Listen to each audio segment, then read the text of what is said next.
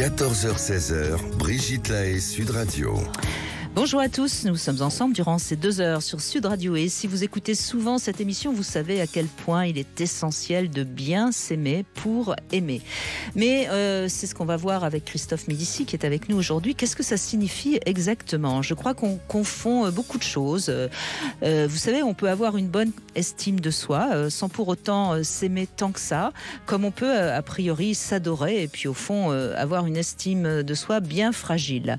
Et puis à ceux dont on parle aussi beaucoup en ce moment, c'est le fameux narcissisme qui indique plutôt une bonne image de soi.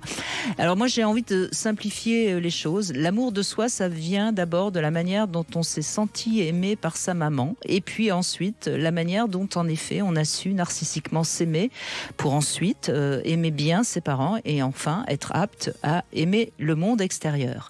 Et pour vous aider à mieux comprendre tout ça, comment il y a justement vous pouvez faire pour vous aimer, et c'est Christophe Médicis qui est avec nous durant ces 2 heures, créateur de la haute qualité relationnelle. Et justement, ne faut-il pas déjà être en haute qualité relationnelle avec soi-même ?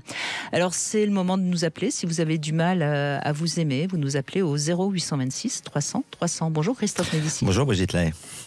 Ça paraît simple, mais c'est un long parcours de s'aimer. Oui, je crois que un peu comme le petit homme naît complètement dépendant pendant des mois et des mois et des mois, ce qui fait partie d'ailleurs d'une spécificité de notre espèce animale par rapport à d'autres qui deviennent très vite indépendants. S'aimer, ça se travaille et s'aimer, c'est au fil du temps. Vous avez cité fort justement dès le début de l'émission le concept de base qu'est l'estime de soi.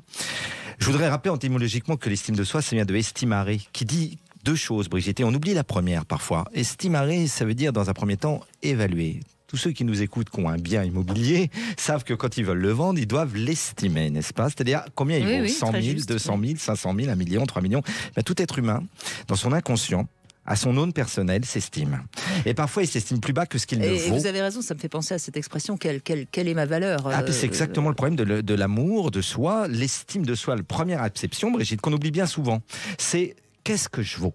Qu'est-ce que je vaux à l'aune des autres, à l'aune de ça ? Et vous l'avez dit fort justement, on va revenir au début de la vie parce que les problèmes d'amour de soi viennent de la façon dont on a été aimé. L'estime de soi, c'est à la fois donc s'évaluer. Alors, la manière dont on a été aimé, mais aussi la manière dont nos parents nous ont encouragés et nous ont appréciés et nous ont donné de la valeur. Voilà, et d'ailleurs, ce qui n'est pas la même chose. Je suis entièrement d'accord avec vous parce que d'abord, l'estime de soi, ça a plusieurs piliers. Ça n'en a pas qu'un, c'est vrai. Il y a le sentiment d'avoir été aimé, il y a le sentiment d'aimer les autres aussi, parce que quelque part, moi je vois beaucoup de gens dans mes stages, ils sont très forts pour aimer les autres et parfois ils aiment plus facilement les autres qu'ils s'aiment eux-mêmes.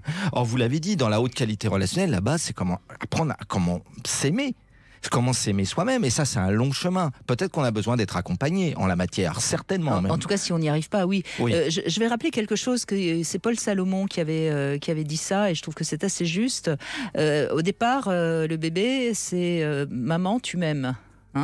Ensuite, c'est maman, je t'aime. Ensuite, c'est je m'aime.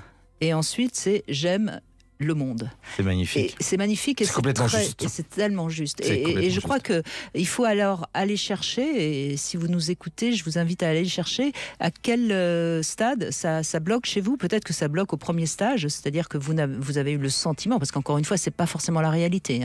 Vous avez peut-être eu le sentiment que maman ne vous a pas aimé. Et donc tu ne m'aimes pas. Vous avez pensé tu ne m'aimes pas. Vous avez ressenti tu ne m'aimes pas. Ouais. Et donc là, il faut aller réparer ça. Et c'est un travail, comme disait le professeur Mandel, que l'enfant est le père de l'adulte. C'est-à-dire que l'enfant, il a vécu avant l'adulte en nous. Donc c'est un peu comme dans l'archéologie de la Terre. Ce qui est là derrière, il ne faut pas croire que c'est pas présent dans l'inconscient. D'où les neurosciences de ces 20 dernières années. Vous le savez, et ceux qui nous écoutent doivent l'entendre. Nous sommes très programmés. Alors ça ne détermine pas à 100%, grâce à Dieu. Loin de là. Et on peut avoir des déclics, une émission aussi magnifique que la vôtre, faire un travail, faire des stages, être aidé, parce qu'il faudra de toute façon guérir votre sentiment de sécurité intérieure. Moi qui suis un ancien très insécure, on peut dire que quand on a pris cher, quand on était petit, on est longtemps insécure quand même. Et en amour, Volins-Nolins, c'est souvent 2 enfants intérieurs qui se font écho. Ça a été étudié par tous les thérapeutes de couple. Donc, comme dit la Bible, aime ton prochain comme toi-même. Si votre conjointe ou vos conjoints s'aiment mal, il risque de mal vous aimer. Alors pour revenir à ce propos de Paul Salomon, tu m'aimes, bon ok, vous avez peut-être eu le sentiment que votre maman ne vous aimait pas, mais après il y a la deuxième phase, je t'aime. Et a priori, on dit toujours qu'un enfant aime forcément ses parents. Sauf que on peut avoir de la colère contre un parent. On peut, parce qu'on aura le sentiment qu'il nous a abandonnés. Et ça, c'est pareil. C'est quelque chose qu'il faut aller chercher et peut-être réparer. Et puis ensuite, je m'aime. C'est là où on arrive un peu dans le sujet du jour aujourd'hui. Mais on voit déjà que en amont de ce je m'aime, il y a quand même quelques casseroles. Il y a beaucoup de choses à aller réparer quelque part. Exactement. Et finalement, Brigitte, combien d'êtres humains font-ils vraiment un travail sur eux dans toute l'espèce humaine? C'est peut-être pas énormément, il faut dire la vérité, parce que beaucoup pensent que dans un driver qu'on appelle le soi fort, vous connaissez très bien vous ça, eh bien c'est moi j'en ai pas besoin, je suis fort, je suis forte, donc j'ai pas besoin de me faire aider. Il y a ceux qui pensent qu'ils vont aller plus mal après qu'avant. C'est-à-dire s'ils font un stage de profondeur, s'ils font une thérapie, s'ils font une analyse, s'ils font tout ça. Parce que ça peut faire mal d'aller chercher sa blessure. Mais c'est un passage obligé. Jung l'a très bien dit. On ne peut pas avoir plus de lumière si on ne traverse pas l'ombre. Je veux dire, j'ai fait 25 ans de thérapie, je pense que je serais peut-être plus de ce monde. Et puis de toute façon, des gens qui font nos métiers, Brigitte, faut être honnête, je ne conçois pas quelqu'un qui fait nos métiers, que ce soit à votre place, à ma place ou à d'autres places, qui n'aurait pas un peu, excusez-moi l'image, nettoyé ses écuries d'Augias. Franchement, je comprends pas quelqu'un qui fasse ça sans avoir essayé d'avoir compris quel était son enfant intérieur blessé et essayer de le guérir un petit peu. Pour moi, presque, c'est du charlatanisme. Je vais loin, je suis un peu véhément. Mais pas avoir essayé de travailler sur soi avant d'aider les autres. Quelle est sa légitimité ? C'est-à-dire qu'il y a beaucoup de gens qui vont faire des métiers pour réparer ce qui ne va pas chez eux. Voilà. Alors après, il y a des métiers qui sont moins graves que d'autres. Si on devient médecin parce que sa maman était très malade et qu'on a envie de soigner les autres, c'est moins grave que si on devient thérapeute parce qu'on n'a pas encore réparé ses blessures. On est bien d'accord ? Parce qu'on va forcément avoir tendance à croire que ce dont souffre notre patient, c'est ce que nous-mêmes on souffre. Et donc il y a ce phénomène de projection qui est toujours un peu embêtant. J'ai trouvé ça très juste ce que vous disiez par rapport à la relation aux parents, le père ou la mère, parce que effectivement on peut avoir eu un ou une ou deux parents rivaux. Or, on est souvent dans le syndrome de la loyauté vis-à-vis des parents, parce que notre petit enfant, il attend toujours quelque part ce qu'il n'a pas eu parfois. Vous voyez, enfant. Or, il l'aura pas. Et donc, parfois, on a du mal à se rendre compte chez certains individus qu'ils ont pu avoir un parent qui voulait pas forcément les rendre heureux, qui voulait pas forcément leur bonheur. Et c'est dur à penser, ça. C'est dur à accepter. Et pourtant, c'est peut-être une lucidité nécessaire. Oui, et puis là où on a souvent besoin d'être aidé, c'est qu'en effet, entre ce qu'on a ressenti et la réalité, c'est pas toujours la même chose. Et on peut faire la paix parfois avec certaines blessures, parce que tout d'un coup, on découvre qu'on a eu l'impression que, par exemple, notre père ne nous aimait pas parce qu'il est parti, mais en fait, il est parti parce que le couple était invivable, et c'est pas parce qu'il ne nous aimait pas. Donc c'est tout ça mais quelque part, en tout cas, ce qui est important, c'est peut-être, vous parliez d'estimation de soi, peut-être qu'on peut se donner une note sur soi, et si on a une relativement bonne estime de soi, bon, si 10 sur 10, c'est pas forcément nécessaire, mais au moins 8 sur 10, après, il y a la question de la confiance, et je trouve que ça traduit aussi des difficultés d'amour de soi si on n'ose pas faire les choses, parce qu'on pense qu'on va pas y arriver. Peut-être que là aussi, il y a quelque chose à comprendre. Dans la méthode haute qualité enseignante, le stage au niveau 1, je fais un test qui s'appelle le YES, qui est en phase avec ce que vous venez de dire. YES, c'est un acronyme, indice d'estime de soi. Et avec 25 questions, ils savent à quel degré. Donc, on calcule son niveau, parce que une estime de soi, c'est ou bas, ou moyen, ou haut, ou moyen, haut, ou bas. C'est un peu comme les seuils d'un ascenseur d'une tour de la Défense. Et c'est ou stable et instable. Il y a des gens qui ont une estime de soi stable. Alors, le problème, c'est quand elle est basse et stable, parce qu'il va falloir la faire. Mais quand elle est haute et stable, c'est pas mal. Mais après, il peut y avoir des accidents de la vie aussi. On peut très bien baisser en estime de soi à un moment donné. On sait très bien, il y a des études qui le prouvent, moi qui travaille dans les entreprises, que quand tu te retrouves au chômage, ton estime et ta confiance en soi, au bout de quelques mois, je peux dire qu'elle est descendue, elle baisse, parce que j'ai oublié un des piliers, c'est l'estime de soi, c'est aussi le sentiment d'être compétente et compétent dans des domaines.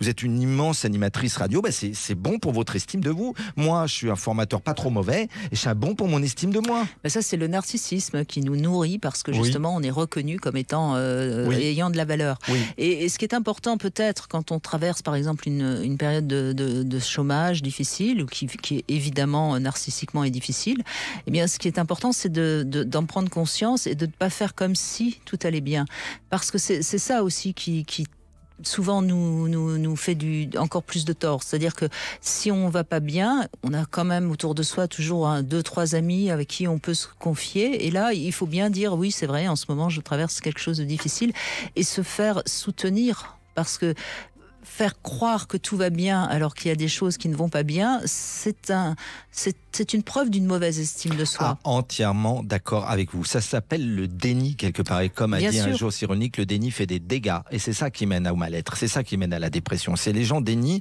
ou alors dans une espèce de façade normopathe, comme on pourrait dire, vis-à-vis du regard des autres et de la société. On va dire par une espèce de fierté mal placée. J'aime beaucoup l'expression de fierté mal placée. Oh, ça va, moi. Non, mais c'est bon, je suis au chômage, mais ça va. Et c'est pas vrai, vous avez raison, c'est pas vrai. Et c'est pour ça qu'il faut faire attention au personnage, à la personnalité, parce que ça, c'est le masque. Mais derrière le masque, on pourrait appeler ça de l'amour-propre, quelque part. C'est ça. Mais... Après, vous savez, il y a une phrase de Borges qui dit « Tout être humain a 3 vies. Une vie sociale, une vie privée, et une vie secrète. Et cette vie secrète, c'est entre toi et toi. Et avec celle-là, tu triches jamais. Oui, et c'est j'appellerais ça plutôt une vie intérieure, mais oui, ça, mais c'est une très belle image. On y met les mots qu'on veut. Et ben c'est que celle-là, on triche pas avec celle-là. Celle-là, on triche pas avec celle-là. Et on sait qu'on a une vie intérieure qui va bien quand on est bien seul face à soi-même. Hein. Exactement. Et c'est ce que je dis souvent. Mentir, c'est certes une façon de vous montrer sous votre meilleur jour aux autres, mais quand vous vous regardez dans la glace, ça fait du mal à votre estime de vous-même. Donc, par exemple, hein.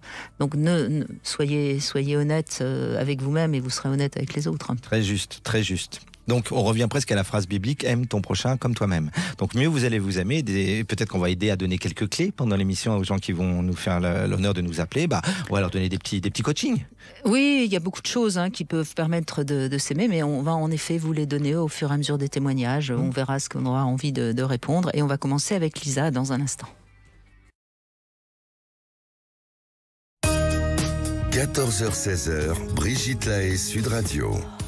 C'est Christophe Médici qui est avec nous, créateur de la haute qualité relationnelle, qui vous propose de mieux vous aimer, ou en tout cas de vous aimer, tout simplement. Et on commence avec Lisa. Bonjour Lisa. Bonjour Brigitte, bonjour Christophe. Bonjour Lisa. Alors, est-ce que vous vous aimez? Est-ce que vous vous aimiez? Qu'est-ce que vous diriez? Je ne m'aimais pas et aujourd'hui, j'ai appris à m'aimer. Bravo. D'accord, voilà. Et grâce à quoi?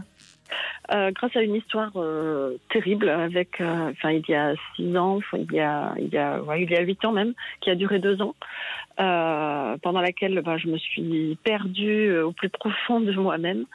Et pour m'en sortir, un jour, je me suis dit, de quoi tu as envie, qu'est-ce qui serait bon pour toi, où tu veux être, et c'était sur l'eau, parce que j'ai toujours aimé être près de l'eau, sur l'eau. Et du coup, je me suis acheté un paddle. Et une semaine après, j'étais sur l'eau. Et là, c'est comme si, en fait, je renaissais. Et là, j'ai ressenti de l'amour en l'intérieur de moi, mais de l'amour pour moi, en fait. Je faisais enfin quelque chose pour moi. Pendant 2 ans et demi, je m'étais perdue dans une histoire où j'avais jamais été ma priorité. Et j'étais vraiment au plus bas. Je dis souvent que notre vie amoureuse, elle nous aide souvent à avancer vers nous-mêmes. Cet homme que vous rencontrez, donc, avec qui vous avez vécu 2 ans, c'était quoi? C'était au début quelqu'un qui vous a porté au nu, C'était une relation passionnelle. C'était à la fin de ma vie d'épouse. J'ai divorcé, j'ai rencontré quelqu'un. Il a divorcé également, et puis on s'est déchiré. Voilà. J'ai vécu une histoire comme jamais j'avais vécu, dans la souffrance, dans l'horreur, dans le... Oui, voilà. Une passion au sens de souffrance. La passion, ça brûle parfois, Lisa. Ça peut détruire la passion, et d'autant plus qu'on aime. Ce qui est terrible, c'est qu'on aime, mais j'ai envie de dire, vous savez, il y a un titre d'un livre qui me revient grâce à vos témoignages, dont le titre est « Ces amours qui nous font mal ». Et dans la méthode HQR que j'ai créée, Brigitte en parlait en introduction, je dis vraiment qu'il faut faire la distinction entre ce qui est du domaine du sentiment et du domaine de la relation. Vous voyez, on peut aimer quelqu'un très fort et vivre avec cette même personne une relation très toxique. Je suis clair ? Oui, mais je pense pas que c'était de l'amour, en fait. J'étais complètement dépendante de la relation, pas forcément de la...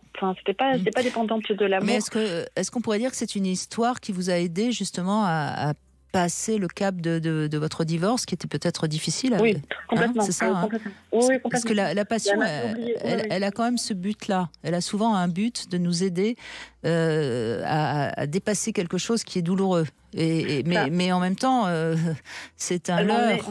C'est un leurre parce que après, la réalité nous rattrape. Oui, elle m'a emmenée dans quelque chose de 1000 fois plus douloureux. J'avais jamais souffert d'amour, en fait. Et ça m'a appris énormément de choses. Ça m'a notamment appris que j'avais une valeur. et que ma valeur, je la connaissais pas, et que la personne avec qui j'étais ne la connaissait pas non plus, et voilà. Et c'est parti de là, en fait. Cette renaissance, petit à petit, après, a fait que j'ai commencé à, dans mes relations après qui sont passées après, j'ai fait quelques pas, mais ça n'a pas été un pas de géant. Hein. J'ai pas. C'est marche par marche. Mais Lisa, je mettrais un bémol quand même, parce que moi aussi j'en ai vécu des passions, et c'est certainement Brigitte aussi. Et quand on est dedans, on a quand même la croyance qu'on est amoureux. Et on se croit amoureux fou et amoureux folle. Et c'est le problème, c'est que le problème, on parle d'estime de soi. Brigitte et moi, on aime beaucoup un auteur qui a été réédité dans sa collection, d'ailleurs, qui s'appelle Gérard Leleu, et qui dit, à mon sens, la plus belle définition de l'amour que je connaisse en couple. J'aurais aimé l'avoir dite moi-même. Aimer, c'est aider l'autre à s'aimer mieux chaque jour. C'est bien donc l'aider à apprendre à s'aimer.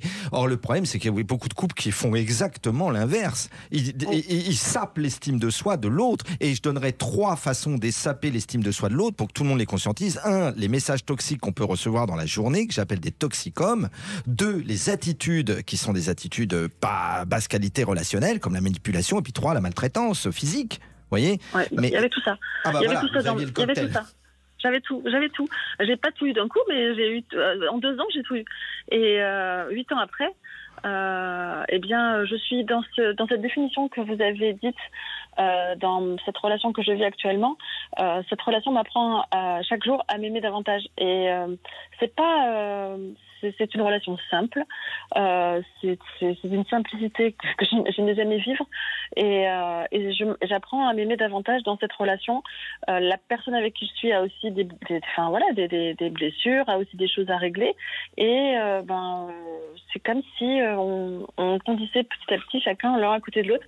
Il valorise énormément ce que je fais, moi aussi, et parfois l'insécurité dont vous parliez tout à l'heure, elle est présente en moi, hein, elle a toujours été présente, et cette insécurité, j'apprends à l'accepter et à vivre avec, et à lui parler parfois, à lui dire là la situation elle n'est pas super sécure, mais qu'est-ce qui ferait que là aujourd'hui, là maintenant, tu te sentirais plus sécure. Du coup, je me mets dans le moment présent, je fais toute autre chose, je vais me promener, et puis ça passe. Alors justement, aller se promener, marcher dans la nature, c'est un excellent moyen de se sentir mieux et d'améliorer son estime de soi.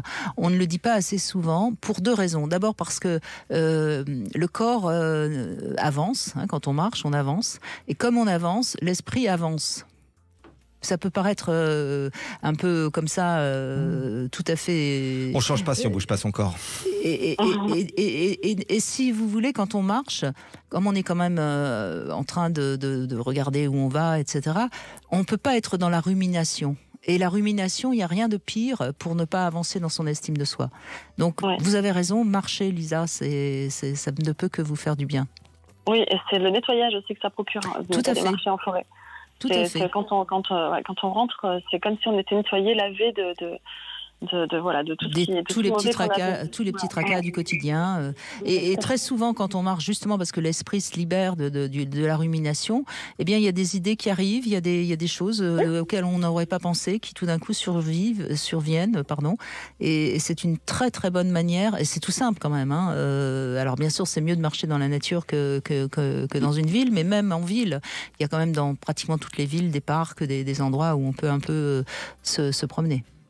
Ce qui est terrible parfois, Elisa, vous me faites penser à ça, lorsque vous avez parlé de vos 2 ans de passion, c'est lorsqu'on est dans une relation amoureuse d'emprise, vous voyez, on se sent, on sait bien que ce sentiment est toxique pour nous, et j'en ai vécu des dizaines, mais on reste dedans comme sous emprise. Oui, c'est ça, exactement. Et on ne peut pas s'en sortir. Et on peut pas, et on a toutes les gens qui nous aiment autour de nous disent que c'est mauvais pour nous, disent qu'il faut partir de là, mais nous on les regarde en se disant mais qu'est-ce qu'ils racontent. En fait, j'ai une amie dans cette histoire-là, parce que je partais, je revenais, c'était comme une drogue. En fait, j'avais besoin. Bien sûr, mais c'est une drogue. D'avoir ma dose, Et un jour, elle m'a dit bon, ok, d'accord, cette relation, je sais que c'est la pire, je sais que c'est la plus mauvaise qui soit pour toi. Mais si c'est comme ça que tu veux que tu conçois l'amour, oui, alors je serai à côté de toi. Si c'est comme ça que tu veux vivre, alors pourquoi pas. Mais sache que je serai toujours là, quoi qu'il arrive. Et en fait, c'est quelqu'un qui ne m'a jamais jugée dans cette histoire-là, parce que quand on part, forcément, on est plein de critiques, on se dit qu'on n'y retournera plus jamais. Et quand on revient, plus personne ne comprend pourquoi on est revenu. Et elle, en fait, elle m'a toujours accueillie, elle m'a toujours recueillie, en fait, avec ma peine, avec ma souffrance, avec ma douleur. Et petit à petit, c'est comme ça que j'ai pris conscience que maintenant, il fallait que ça s'arrête. Et après, voilà. En faisant des choses pour moi, c'est comme ça que je me suis libérée. En fait, c'est comme si j'avais détaché mes cadenas, en fait. Parce que la personne qui m'avait mis sous emprise, petit à petit, comme je lui ai échappé, elle a compris que, à un moment donné, c'était plus possible, il n'y avait pas de retour en arrière. Et elle a trouvé une autre victime, évidemment. Merci Lisa de votre témoignage, merci beaucoup. On va continuer avec notre Sexy News dans un instant. Philippe Bourneau qui va nous dire que le sexe est une réalité biologique. À tout de suite. Brigitte Lahaie, Sud Radio, c'est l'instant Sexy News. Eh bien Christophe Médicis, nous retrouvons Philippe Bourneau. Bonjour Philippe. Oui, bonjour Brigitte.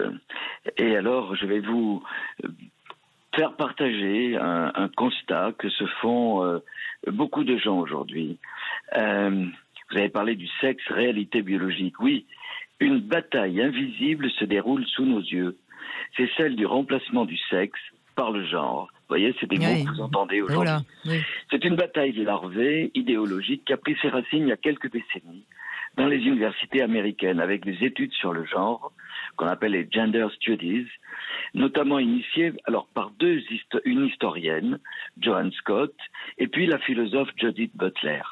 C'est-à-dire qu'en définitive, au départ, c'est un mouvement de réflexion philosophique qui prend assise sur le mouvement de la sociologie déconstructive pour réenvisager les rapports hommes-femmes en postulant que la différence des sexes est uniquement une construction sociale. Alors, on va essayer de l'expliquer en des mots très simples. La sociologie déconstructive, c'est une idée très simple et intéressante. C'est pourquoi elle suscite facilement l'adhésion. La société présente des inégalités. Elles sont inacceptables. Qui ne serait pas d'accord avec cela? Vous êtes d'accord, Brigitte? C'est évident. Non, moi je les accepte, ces inégalités, oui, mais bon, je peux comprendre qu'on ne les accepte pas. Mais, il y a des inégalités, on est d'accord sur le constat. Ces inégalités sont Il y en a qui naissent tout petits, d'autres tout grands, voilà, on ne va pas couper la tête parce qu'ils sont plus grands que les autres. Et puis, puisqu'on parle des hommes et des femmes, c'est quand même, on est homme ou on est femme. Il faut couper les pénis, comme ça. Ou alors, on va naître, il y a quelques états intermédiaires, mais enfin, il n'y en a pas beaucoup. Non. La suite du raisonnement est plus problématique, car ça repose sur un postulat. C'est-à-dire que ces inégalités sont essentiellement une construction sociale, issue d'une construction inégalitaire. C'est-à-dire que devant les inégalités, il suffirait, le raisonnement est très simple, de déconstruire ces inégalités pour les reconstruire de façon plus équilibrée. Alors, c'est le problème du postulat qui n'est pas compris pour la plupart des gens. Ça se présuppose d'abord que ce n'est que le produit de la sociologie. Ça exclut les facteurs constitutifs de l'identité, de la personnalité, c'est-à-dire les facteurs biologiques et les facteurs psychologiques. On a l'impression que nous sommes dans une sorte de bagarre, de guerre des disciplines, et que la sociologie, effectivement, va remplacer la biologie et la psychologie. Pourquoi je vous parle de cela aujourd'hui, Brigitte? C'est parce que des réactions commencent à apparaître. Parce que tout cela s'est fait dans un but égalitaire, dans un but, par exemple, de libération des inégalités des femmes par rapport aux hommes. On est tous d'accord. Mais il commence à y avoir des réactions, peut-être dont vous avez entendu parler. Ce sont des scientifiques, des penseurs, des philosophes, mais aussi des militants et des militantes. 2 militantes féministes qui ont lancé un mouvement qui s'appelle Féministe. Dora Muto, Marguerite Stern. Elles veulent être un retour à ce qu'elles appellent le vrai féminisme. Elles s'insurgent contre l'influence démesurée qu'exerce l'idéologie des transgenres sur la société au point de censurer systématiquement toute critique. Alors il y a une plateforme que les auditeurs et les auditrices peuvent consulter, ça s'écrit Féministe avec un seul M et 2 L, féministe.com, s'inquiète des législations puisqu'on se rend compte que dans de nombreux pays, on efface le sexe au profit de la notion d'identité de genre. Le résultat, c'est que ces 2 militantes sont quotidiennement harcelés par des militantes trans qui désirent imposer notamment aux ados l'idée d'un choix identitaire de genre. Je vous ai interrompu. Non, allez-y Philippe, je vous laisse continuer, bien sûr. Alors je disais, première réaction, si c'est deux militantes, et puis ce sont des militantes féministes qui disent, mais le sexe ça existe, et le genre aussi. Et puis il y a un ouvrage qui vient de paraître également de deux femmes, Claudine Junien, que je connais très bien, qui est une généticienne, et Nicole Priolo, qui réfléchit à l'évolution des sciences. Elles reprennent cette diatribe dans un ouvrage qui vient de sortir qui s'appelle « C'est votre sexe qui fait la différence ». Et elle dit tout ce nivellement des différences irrite tout chercheur qui connaît le fonctionnement humain. Ces différences ne sont pas exclusivement culturelles. Elles peuvent être d'ordre génétique, hormonal, et en définitive, c'est une complexité que montre la science. C'est beaucoup plus compliqué. C'est pas uniquement une discipline qui explique. Il y a des différences. Il y a des différences génétiques, il y a des différences hormonales, il y a des différences entre hommes et femmes, alors qu'on voudrait nous amener l'idée qu'un homme est une femme et réciproquement. Alors, il y a des genres, il y a des problèmes d'identité qui sont complexes, il y a des intergenres, mais je crois qu'il ne faut pas que cette diatribe arrive à influencer nos ados qui sont quelquefois perdus en leur expliquant qu'il y a tous les genres que l'on veut et surtout qu'on a le droit de choisir. Alors on a le droit de choisir son genre, mais moi je crois que plutôt qu'on ne choisit pas, c'est-à-dire qu'on va essayer de vivre ce que l'on est, d'abord notre conformité sexuelle, elle est biologique, et puis notre conformité à ce qui nous apparaît le plus bien vécu pour nous, c'est-à-dire qu'on soit homme, qu'on soit femme, qu'on soit intermédiaire, qu'on ait telle ou telle orientation. En tout cas, il y a une modalité de genre, d'orientation, et pas uniquement quelque chose qui serait socialement et uniquement socialement construit. Oui, mais je crois que quelque part, Philippe Bruno, on oublie tout simplement ce fameux principe de réalité. À part, en effet, il y a même pas 0,5% d'enfants qui naissent avec un sexe non déterminé. Hein. Donc, sur le plan biologique, on arrive au monde avec un pénis ou un vagin, pour faire simple. Je crois qu'il y a juste une chose peut-être qu'il faudrait rappeler à ceux qui nous écoutent, c'est la manière dont nos parents vont nous voir, nous éduquer et nous transmettre ce qu'ils sont en tant qu'hommes et en tant que femmes va aussi avoir beaucoup d'influence.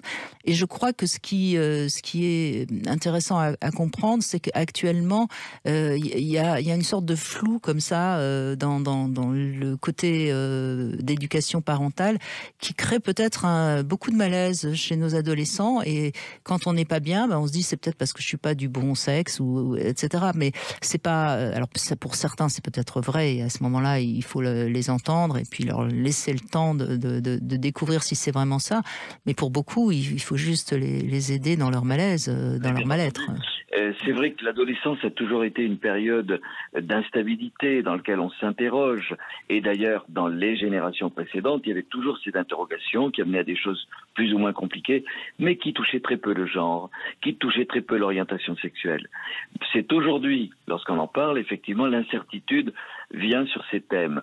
Il ne faudrait pas qu'ils aillent dans des voies de garage, dans des perspectives compliquées, parce qu'ensuite, on ne se transforme pas aussi facilement. Il faut beaucoup de réflexion, il faut être accompagné. Et je le dis aux auditeurs, aux auditrices qui peuvent être confrontés à des interrogations d'adolescents. Oui. Il y a des conseils. D'ailleurs, Philippe, c'est vrai qu'on ne voyait pas ça avant. Il y a une vingtaine d'années, de plus en plus de gens qui s'appellent les YEL. Le jour où j'étais à la radio, il y avait un jeune réalisateur, c'était mais il était une il y a 6 mois. Et il s'appelle être en phase de changement d'ailleurs. Ils disent ils sont en phase de transformation, c'est pas complètement fini. Et il ou elle était Yel. Yel, c'est une nouvelle identité maintenant. Oui, Yel. Il y a quand même un effet de mode. Et puis il y a quand même des aberrations. Je repense à cet homme qui se disait elle et qui avait une barbe. Et quand il répond, Conchita Wurst qui avait fait l'Eurovision. Quand il répond, je ne vois pas ce qui vous permet de penser que je suis un homme. Conchita Wurst qui avait fait l'Eurovision, qui avait gagné l'Eurovision. Oui, enfin jusqu'à nouvel ordre, à part peut-être de porter un postiche barbu. barbu, je vois pas comment une femme peut avoir une barbe. Et c'est ce principe de réalité, moi, qui m'agace. Et vous savez, Philippe Bruno, je disais l'autre jour que c'était quand même assez extraordinaire. Nos ados nous disent de plus en plus qu'ils sont bisexuels. Et puis les enquêtes montrent qu'ils font de moins en moins l'amour. Pourtant, ils pourraient faire 2 fois plus l'amour s'ils sont tous bisexuels. Bien sûr. C'est peut-être parce qu'ils ont du mal à choisir avec qui ils veulent faire. Ah, ça doit être ça, oui. Mais à force de ne pas choisir, on fait du surplace. Hein. Non, ce qu'il faut, c'est surtout qu'il n'y ait pas des gens qui soient perdus dans ces identités. C'est-à-dire que je crois s'il y a vraiment des interrogations, des inquiétudes, il y a aujourd'hui des professionnels qui peuvent permettre de réfléchir il ne faut pas fonctionner de façon très immédiate et dans l'émotion. Moi, je me rappelle d'un stage où il y avait quelqu'un qui était comme ça, qui avait changé. Et à un moment donné, la thérapeute, c'était un stage de thérapie de groupe, et elle lui a dit, mais alors vous êtes à la fin vraiment d'un questionnement, elle lui dit, t'es une femme ou t'es un homme? Et la personne a répondu, Philippe, ni l'un ni l'autre. Oui, ni l'un ni l'autre. C'est intéressant. Ça donne beaucoup. Et oui, mais cette incertitude va rendre mal certains qui justement ne sont pas assez affirmés, n'ont pas encore des outils pour permettre de décider dans la vie. Mais oui, mais on sait très bien qu'on se construit comme ou à l'inverse, et ce flou, quelque part, traduit bien quelque chose qui montre que on est dans une société qui manque un peu de repères, pour ne pas dire de pères. Voilà. Mais moi, je peux le dire, je suis une femme. Un peu décadente, quoi, on va dire. Si vous voulez. Merci Philippe Bruno. Philippe. Et puis je rappelle bien sûr que vous êtes auteur de nombreux livres, notamment cette incroyable histoire du sexe, qui est aux éditions Les Arènes, une bande dessinée qui nous apprend beaucoup justement sur la sexualité suivant les cultures. Notamment sur ça, oui, pour s'y repérer. Exactement. Merci Philippe Bruno. Agnès est avec nous. Bonjour Agnès. Bonjour Brigitte, bonjour Christophe. Bonjour Agnès. Eh bien, dans votre corps féminin, Agnès, puisque je pense qu'avec ce prénom-là, vous êtes une femme, j'espère ne pas me tromper. Oui, qu'est-ce que vous aimez le mieux de votre corps? Mon buste. Vos seins ou votre buste? Mon buste, plutôt justement ma poitrine et tout le haut là, jusqu'aux épaules. D'accord, parce que vous tenez bien droite, vous êtes. Oui, j'ai fait beaucoup de danse, donc j'ai un beau port de tête, comme on dit, et j'aime beaucoup mes épaules, mon décolleté, mon buste. J'ai les os là qui sont un peu voyants là, vous voyez les clavicules là, et c'est bien sculpté, et j'aime cette partie-là de mon corps que je trouve particulièrement bien faite. Eh ben, vous avez bien raison, Agnès, vous avez bien raison. Deuxième question, est-ce que vous avez aimé votre première fois? Non, pas du tout. Voilà, toujours la même réponse. C'est le cas de beaucoup de femmes, je crois. Un fort pourcentage de femmes. Oui. Pas du tout. Oui. Bon, c'est normal, presque. C'est triste, mais est-ce que les jeunes filles aujourd'hui, ça va mieux? Je ne sais pas. Pour l'instant, on n'a pas encore suffisamment de recul. On verra peut-être dans une dizaine d'années. Et dernière question, est-ce que vous avez le fantasme de faire l'amour avec une femme? Pas du tout. Pas du tout. Alors, et pourtant, j'ai eu plusieurs opportunités. J'ai été approchée par plusieurs femmes plusieurs fois dans ma vie. Alors, j'ai eu un baiser à l'adolescence avec une jeune fille de mon âge.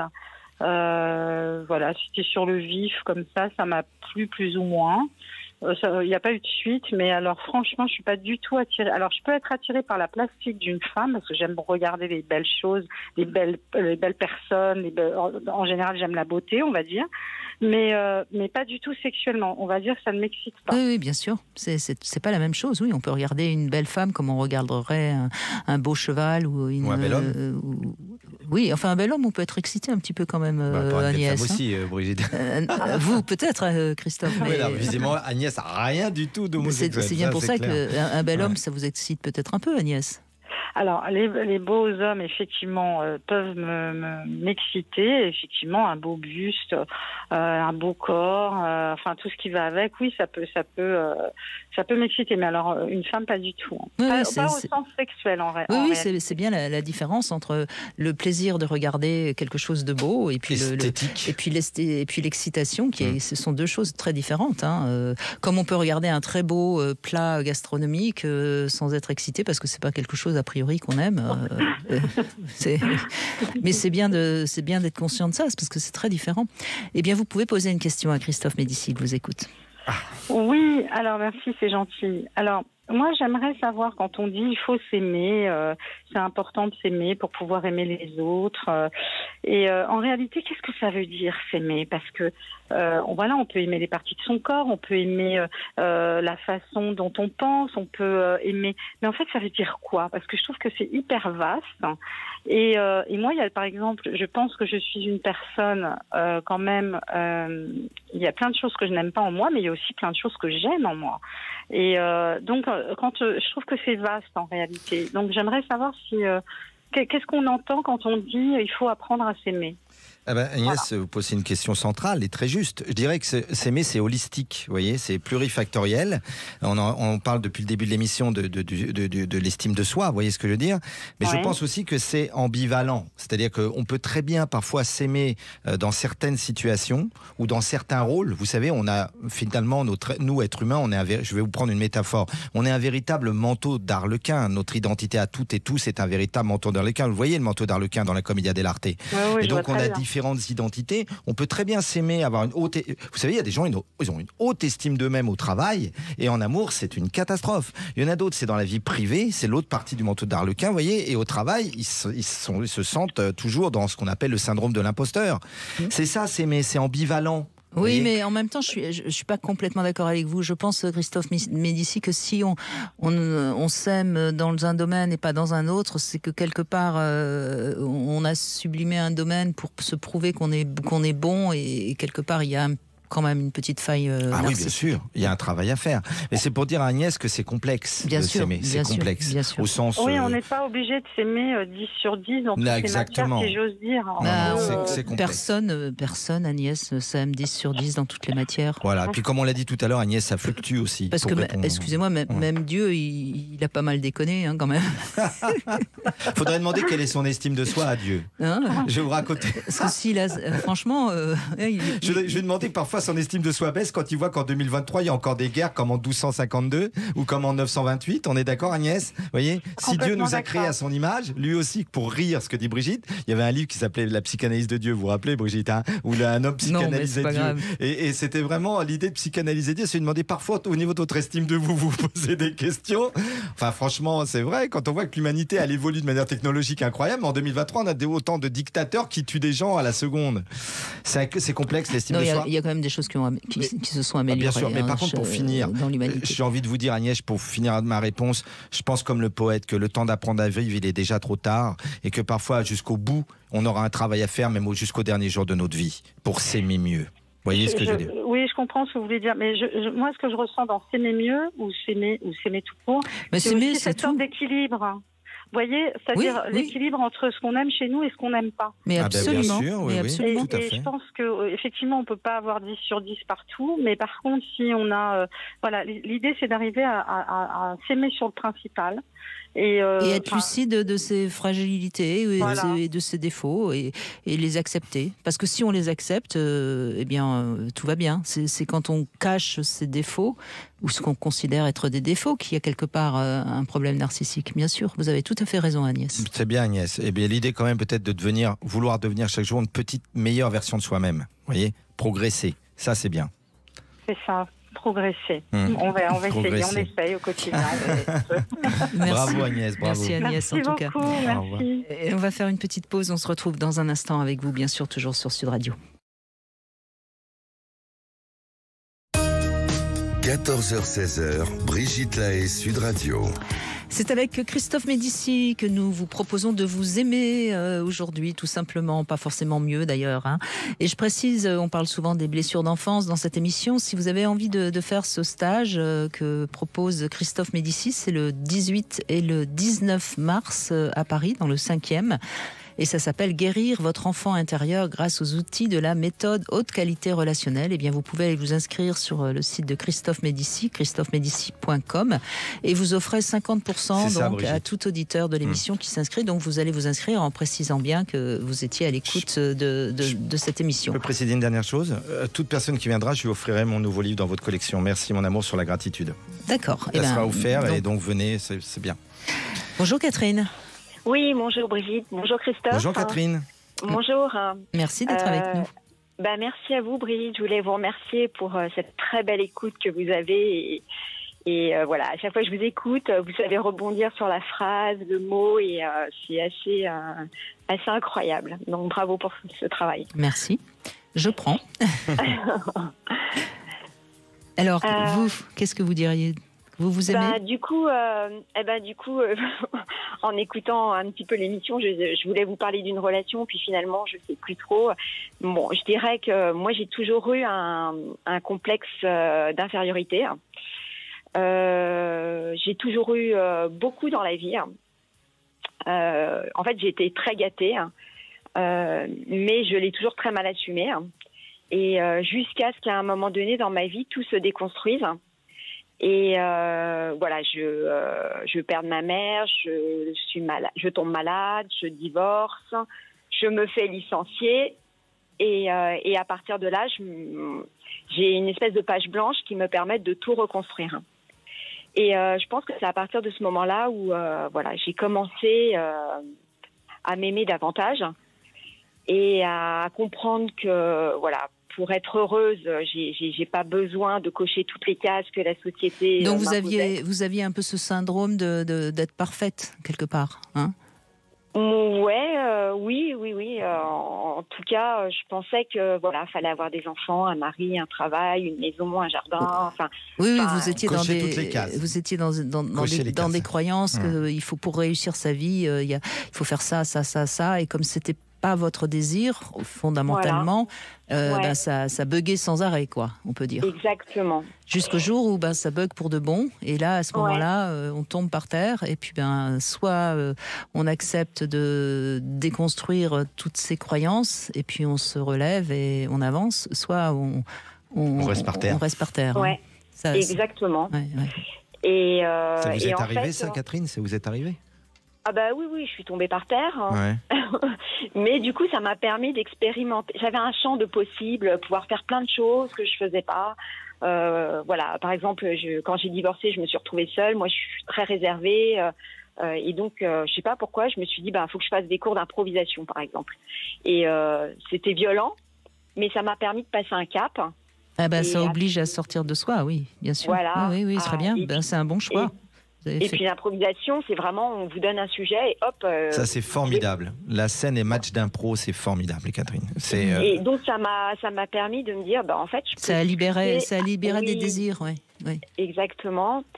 Voilà, donc j'ai fait plein de choses comme ça, voilà, qui au fur et à mesure m'ont donné plus confiance. Mais malgré tout, je dirais que dans la relation, quand je rencontre quelqu'un, j'ai quand même cette tendance à pas me montrer, en fait, à toujours être un peu dans le désir de l'autre, vous diriez ? Oui. Et donc là, par exemple, ma dernière relation, la personne était pas bavarde, pas communicant.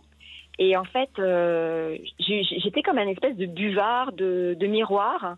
Et moi aussi, je me suis retrouvée à être coincée, à pas réussir à parler. Il était maladroit, je me suis mise à être maladroite. Et j'arrive pas à finalement encore imposer ma personnalité, ou je sais pas comment on dit. Alors imposer, c'est pas le terme évidemment, oui. mais visiblement vous ne savez peut-être pas encore très très bien quel est votre désir en amour. Vous l'avez peut-être commencé à le deviner dans la vie sociale, dans la vie tout court, mais peut-être qu'en amour il y a quelque chose encore à découvrir. Alors on va essayer ensemble d'avancer si vous voulez. Catherine, vous restez avec nous, on va se retrouver après les infos. Et puis petite devinette du jour, Christophe Médicis, quelle est la meilleure manière de baiser à coup sûr une femme ? Je sais. Vous savez, oui, c'est ce que vous me dites à chaque fois, mais vous ne savez pas, je commence à vous connaître.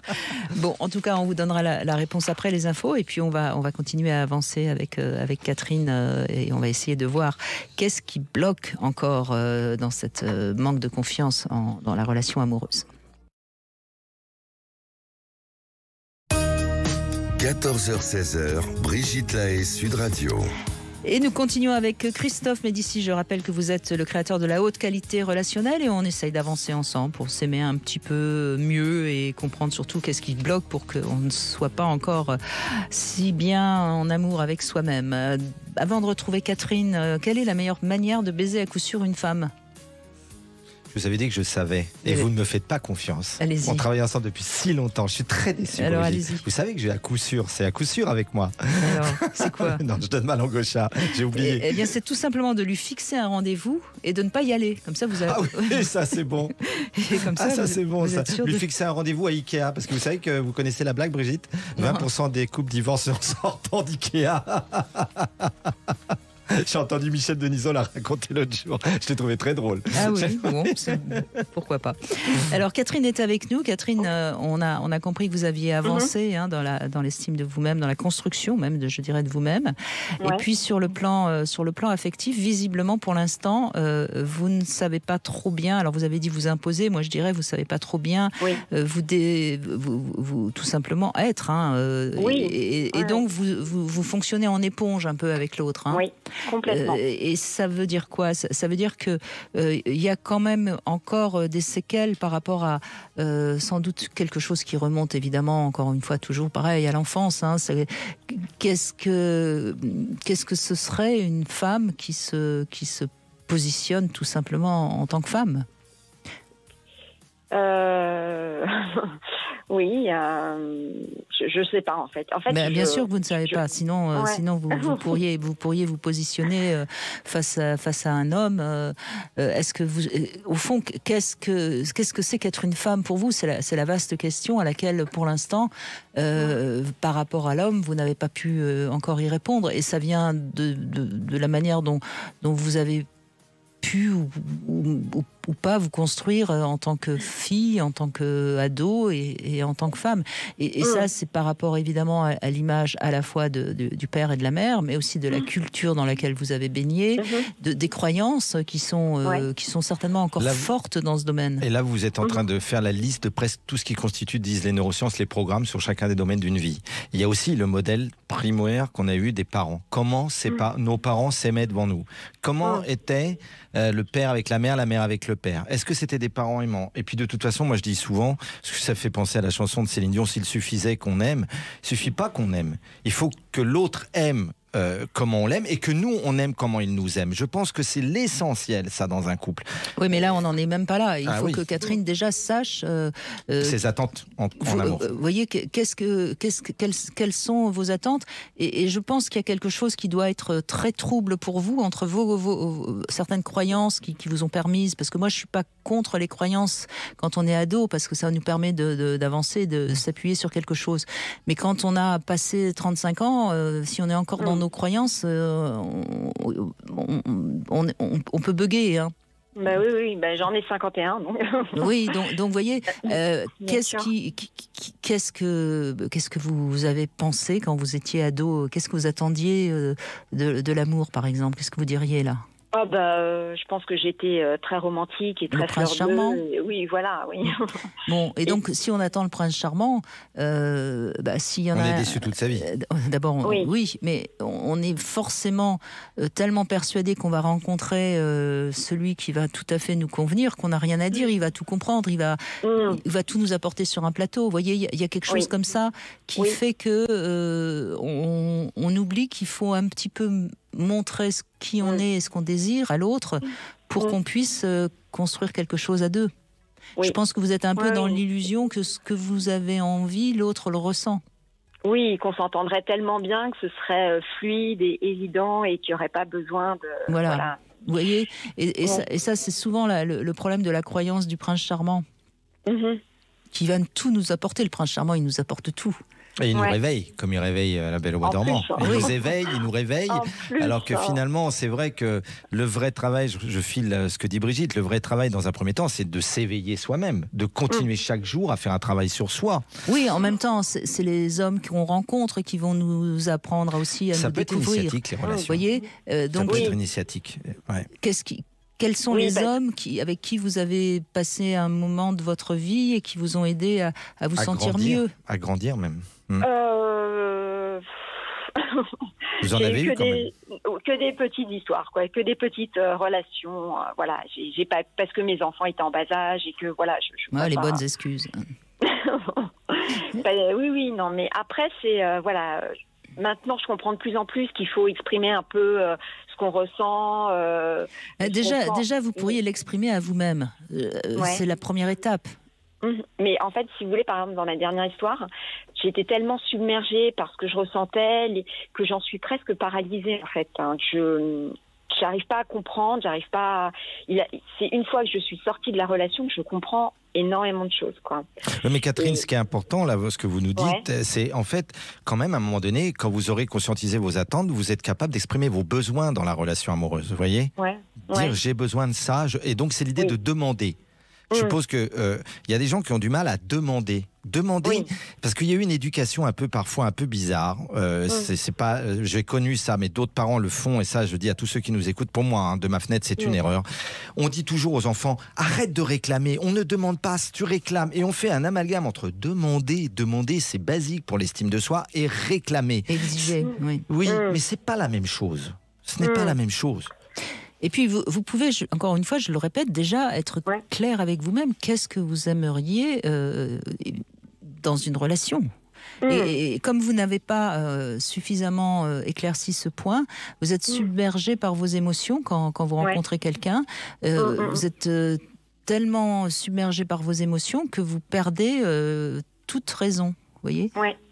Et si vous avez en amont un peu plus clairement établi ce que vous attendez dans une relation et ce que vous ne voulez pas, bien sûr, vous aurez cette boussole quand même qui vous permettra de ne pas vous perdre à chaque fois. Par exemple, si je souhaite un minimum de communication, d'échange, des besoins comme ça.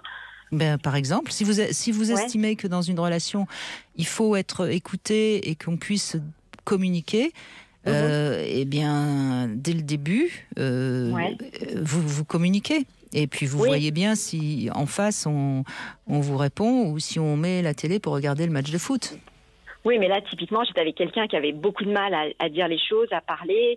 Et donc, par exemple, on allait se promener dans la forêt et il disait pas un mot. Donc, moi, je me suis dit, je vais respecter son besoin de silence. Finalement, c'est agréable aussi de se promener. Alors, il fallait juste lui demander s'il avait besoin que vous ne vous taisiez ou si ça ne le dérangeait pas que vous parliez. Catherine, dans mon livre « Savoir gérer un conjoint toxique » de Brigitte, je faisais une typologie des différents types de conjoints toxiques. Vous voyez ? Et dans mes stages, on fait c'est une méthode active, les stages à l'âge cœur. Et il y a un des profils que je développais dans le livre de la collection de Brigitte qui s'appelle le taiseux. Et le problème du taiseux, c'est comme la femme aime beaucoup qu'on communique dans la relation. On est d'accord ? Le genre féminin aime plus d'emblée la communication, et même la communication profonde que le genre masculin, qui est plus dans l'action et tout ça. Et c'est vrai que le taiseux, dans la durée, peut devenir un profil toxique. Parfois. Oui. Ça dépend, parce que si c'est quelqu'un qui n'a a priori comme ça pas tendance à parler, mais qui est capable de vous écouter et qu'il entend ce que vous dites, c'est pas grave. Ouais. Non, j'avais pas l'impression non plus. Enfin, voilà, c'était. Et vous écoutez même pas. Et du coup, voilà, je me suis adaptée. Mais Catherine, en rentrant de la balade, je me sentais pas forcément bien et mon besoin était peut-être pas satisfait. Et du coup, après, pour enchaîner sur une soirée, et vous voyez, ça crée une il y a une frustration. Oui, il y avait une frustration et vous ne l'avez même pas formulée, cette frustration. Vous voyez, donc ça peut pas avancer. La communication, elle est totalement inexistante. Mais encore une fois, je dis toujours, il faut être deux pour communiquer. Et si vous communiquez pas non plus, c'est pas possible. Mais je crois quand même dans ce que vous me dites, c'est que pour l'instant, il y a quelque chose de l'ordre de l'engagement. Vous êtes incapable pour l'instant de vraiment pouvoir vous engager, et vous choisissez forcément des partenaires avec lesquels vous ne pourrez pas vous engager. Donc je comprends pas. Ça me rassure, je sais pas. Non. Vous voyez, et donc qu'est-ce que vous risquez à vous engager, vous voyez ? Est-ce que c'est une peur de souffrir ? Est-ce que c'est une peur de perdre votre indépendance ? Est-ce que c'est par rapport à votre couple parental qui était parfait et que donc de toute façon vous n'arriverez pas à faire pareil ? Non, mon couple parental n'était pas parfait parce que ma mère c'était vraiment un modèle de femme soumise en fait, et j'avais un père très imposant. Et elle est même décédée d'une sclérose en plaques complètement sclérosée par ce père qui était donc dominant. Oui, donc moi j'ai peur de reproduire. Voilà, de me perdre dans une relation depuis et donc c'est cette vous l'avez dit, c'est cette peur-là qu'il faut arriver à apprivoiser. Rien de vous, peut-être des stages ou des coachings ou des thérapies, enfin un accompagnement peut-être. Oui, non, mais ça me désespère à 51 ans. Et déjà le fait d'appeler, non mais il n'y a aucune raison d'être désespéré, parce que vous êtes en phase de conscientisation. Le simple fait de nous appeler prouve que vous êtes en travail, en démarche. Et vous savez, quand on cherche, on trouve. Hein. Donc vous êtes en recherche. Donc vous êtes déjà parmi les gens, mais c'est simplement le fait d'appeler l'émission. Vous voyez ce que je veux dire? C'est déjà un travail de recherche. Et puis, on voit bien que vous faites comme votre mère. Vous êtes une femme soumise. Vous êtes face à un homme et vous faites tout comme lui. J'arrive pas à m'en Oui, non. Et pourtant, je ne veux pas, quoi. Je voudrais pouvoir montrer mon caractère, pouvoir, montrer qui je suis, ce que j'aime, etc. Mais je deviens complètement, comment on appelle cet animal-là, pas un collimètre, je sais plus, enfin... Cet animal qui change de couleur en fonction de caméléon. la terre. Le caméléon. Voilà. Le caméléon. Oui, mais ça vient de... Vous voyez, c'est cette contradiction qu'il y a en vous entre le désir de ne pas être comme votre mère, une femme soumise, que vous arrivez visiblement assez bien dans la vie quotidienne, mais dans l'amour, alors peut-être que ce serait une trahison vis-à-vis de votre mère de ne pas être une femme soumise. Vous voyez, il y a peut-être quelque chose à comprendre. Et là, c'est vraiment un travail avec un thérapeute qui peut vous aider. Vous voyez, parce que peut-être que dans votre vie amoureuse, vous voulez pas agir autrement que votre mère. Alors, est-ce que c'est par lien de loyauté à votre mère ou à votre père? Tout ça, c'est vous qui allez trouver la réponse. Et à partir de ce moment... Ou je ne sais pas en fait comment on fait, vous voyez, et c'est pour ça que j'ai bien aimé quand vous m'avez dit, dès le début pour la promenade, j'aurais dû lui dire, en fait, je ne sais pas comment on fait. Oui, mais quand on est soumise, on fait rien, on subit. Oui. Hein. Oui. Donc voilà. Hein. Catherine, comme disait Confucius, l'expérience des autres est un peigne pour chauve. Plus vous avez d'expérience, plus vous réfléchissez à des expériences, plus en tout cas vous avancez vers une évolution. Vous voyez ce que je veux dire? Donc, à la limite, tentez, Brigitte vous disait, de vous engager. Et quand on plonge, on sait si l'eau est bonne. Vous voyez, on progresse. Ah oui, je suis clair. Quand il y a peur, on plonge pas. L'idée, c'est de la dépasser à terme. Oui, mais c'est pour ça qu'une thérapie, c'est utile. C'est pas mal. Parce que ça permet de mieux comprendre les ressorts de cette peur. Et c'est ce que je peux vous conseiller, en tout cas, Catherine. Alors, on fait une petite pause. Et puis, on se retrouve dans un instant. Et bien sûr, ça va être le moment de rêver, je crois. À tout de suite. 14h-16h, Brigitte Lahaie, Sud Radio. Et Christophe Médicis, le vendredi, on essaye de comprendre un peu mieux ce que nous transmet nos rêves. Vous savez que les rêves, évidemment, c'est très inconscient, c'est parfois totalement irrationnel. Il faut trier souvent. On peut faire... Encore une fois, il y a des rêves qui sont tout à fait des rêves dépotoirs. Et puis, il y a des rêves qui signifient souvent quelque chose. Et je pars du principe que quand vous nous appelez pour raconter un rêve, c'est sans doute parce que ce rêve vous a un peu marqué et que donc, quelque part, il a quelque chose d'important à vous transmettre. Et c'est Garance qui est avec nous aujourd'hui. Bonjour Garance. Bonjour Brigitte, bonjour Christophe. Bonjour Garance. Merci d'être avec nous. Alors justement, ce rêve que vous avez envie de nous raconter, allez-y, on vous écoute. Alors c'est un rêve que j'ai fait il n'y a pas très longtemps. Alors je suis dans une pièce qui semble être une pièce d'hôpital. Oui. J'ai face à moi une couveuse avec un bébé, mais ce bébé n'a qu'une tête. Et il est tout bleu, c'est une tête toute bleue qui a manqué d'oxygène. Et donc on l'a mis là pour pouvoir le sauver. Et pour autant, on me dit qu'il va falloir le sortir de la couveuse pour lui permettre de s'en sortir. Et ça m'a réveillée.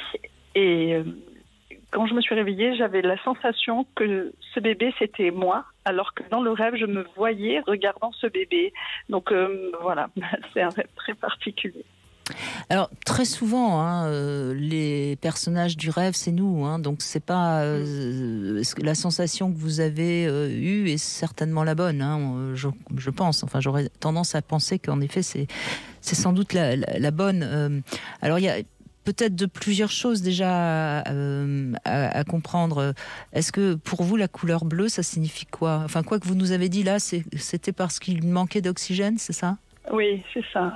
C'est un bébé qui était bleu de cyanosé, en fait. Donc, c'est pas le bleu qui enveloppe. Des mers du Sud, non. C'est vraiment le bleu du froid, de la mort, de l'inertie, en fait. Ouais. Et vous vous êtes réveillé avec une sensation un peu désagréable, me semble-t-il. C'est un cauchemar, oui. alors? C'est un cauchemar? Alors, pas un cauchemar Non. au sens où ça m'est arrivé de me réveiller en pleurant, donc ça, c'était pas le cas. Mais je me suis réveillée en étant vraiment pas bien. Et alors, j'ai fait ma propre interprétation, mais je vous soumets le rêve pour que vous puissiez me donner la vôtre et voir si ça corrobore la mienne, en fait.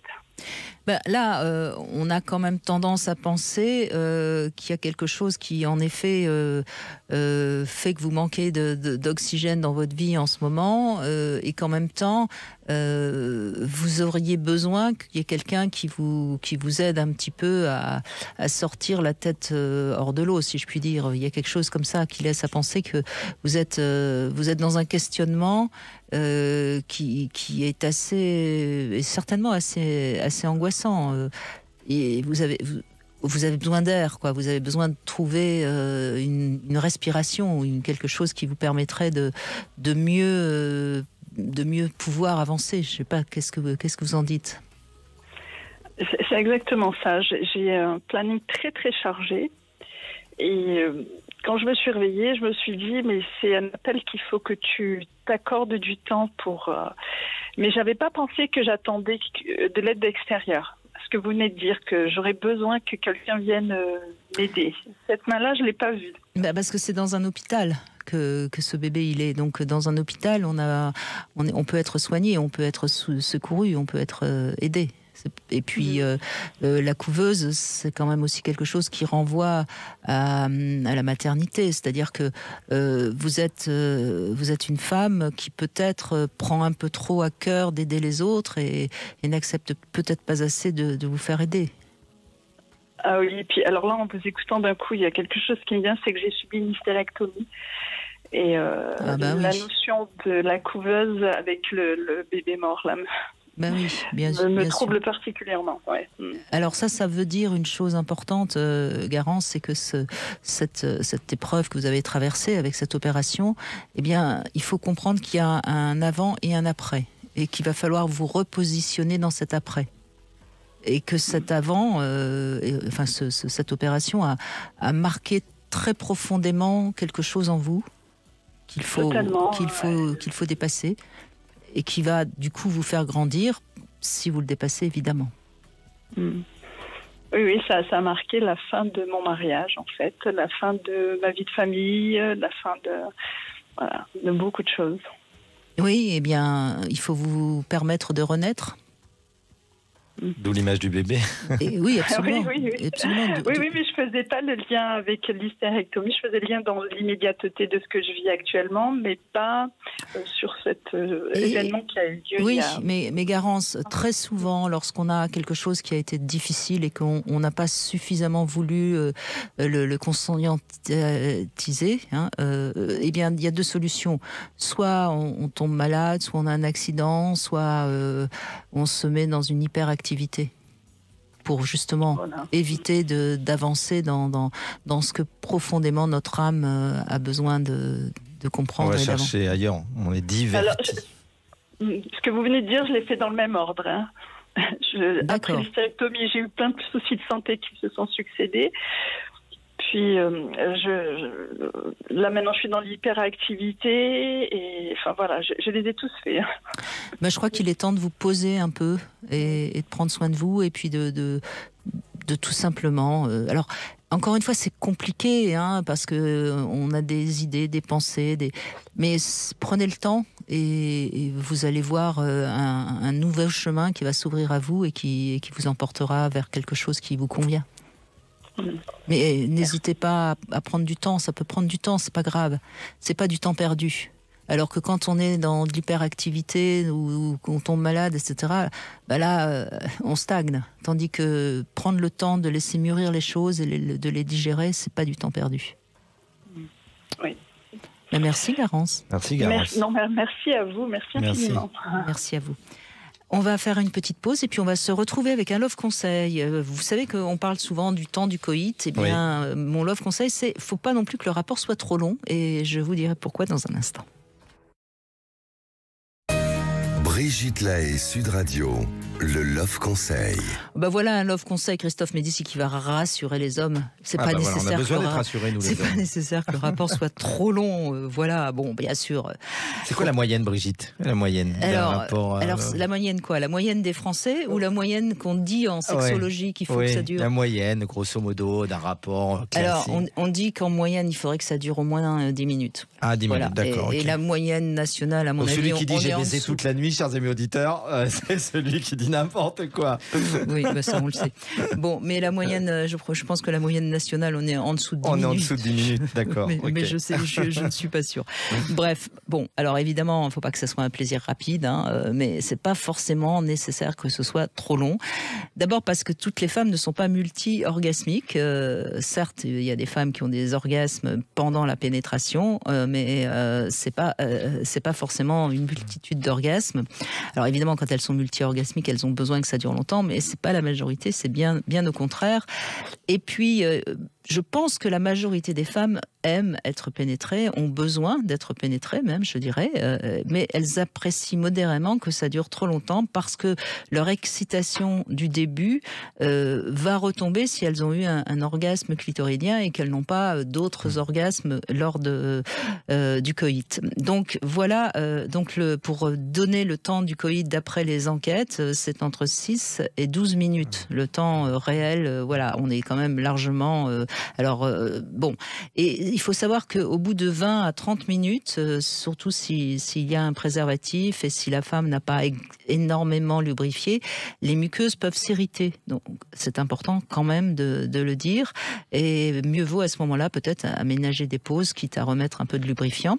Et puis il faut savoir aussi que pour l'homme, s'il prend trop de temps, eh bien il va bloquer la venue de son éjaculation parce que justement il va freiner le seuil maximum d'excitation, parce que l'éjaculation c'est le seuil maximum d'excitation, et donc quand il aura stoppé plusieurs fois, il aura du mal ensuite à y arriver. Et beaucoup d'hommes qui sont anéjaculateurs, c'est-à-dire qui n'arrivent pas à éjaculer quand ils font l'amour avec une femme, sont des hommes qui aiment que ça dure longtemps. Voilà. Donc c'est important de comprendre tout ça. Oui, est-ce que dans le tantra, parfois, ils disent que c'est justement ça? L'idée, c'est de retenir énormément son sperme avant d'éjaculer, que c'est le nirvana presque de l'acte sexuel. Mais c'est une vision tantrique. Oui, alors bon, on va pas parler du tantra aujourd'hui parce que c'est... Moi, ça me tente. Ça m'a jamais tenté. Tentera pas. Tentera pas. J'ai testé 2-3 fois. C'est pas mon truc. Enfin bon, il y a aussi le tantra tel que on l'enseigne réellement, et puis le tantra, les stages de tantra en France, il y aurait beaucoup à dire aussi là-dessus. Hein. C'est parfois un peu bizarre. Soyons très honnêtes. On va dire ça. Il y a des gens très bien. Hein, oui, Claire Delis notamment, notre amie, qui fait des choses très bien. Absolument. Avec son néo-tantra. Il y a aussi de tout, comme dans toutes ces choses un petit peu. Voilà. Bref, donc où est-ce que j'en étais? Donc trop c'est trop, hein, en gros. Et donc je crois que durant le coït, je vais rappeler les 3 règles dont il faudrait tenir compte. Le rythme, qui en général doit aller plutôt un peu crescendo. La profondeur, qui doit être de plus en plus profonde, la pénétration de plus en plus profonde. Et puis ensuite, l'angle qui va réserver des surprises plus ou moins agréables, voire douloureuses. Donc c'est quand même important de rappeler tout ça. Lundi, on sera avec Samuel Comblaise. On va revenir sur une loi qui est en train d'être discutée à l'Assemblée, de mieux gérer l'image des enfants, le droit à l'image des enfants, et de donner un peu plus de responsabilité aux parents qui ont un peu tendance à laisser sur les réseaux sociaux des photos, n'importe quelle photo avec leurs enfants. Et puis avec les émissions People, là, il y a des gros débats là-dessus, avec les parents qui font n'importe quoi avec leurs enfants. C'est un vrai sujet d'actu, ça. Voilà, et Samuel Comblaise, qui travaille beaucoup sur la protection de l'enfant, sera avec nous et on en parlera de tout ça. Et puis, on a beaucoup parlé de l'amour de soi aujourd'hui, et ça tombe bien, parce qu'on a un livre qui peut aider ceux qui nous écoutent à peut-être mieux comprendre quelles sont leurs blessures d'enfance et puis à ce moment-là trouver la bonne thérapie. C'est David Gourion qui en est l'auteur, ça s'appelle Guérir nos âmes blessées, c'est aux éditions Marabout. Bonjour David Gourion. Bonjour. Alors vous passez en revue beaucoup de choses dans ce livre, c'est presque, j'allais dire, une sorte de recueil de toutes les différentes thérapies, mais surtout vous commencez d'abord par nous expliquer beaucoup de choses.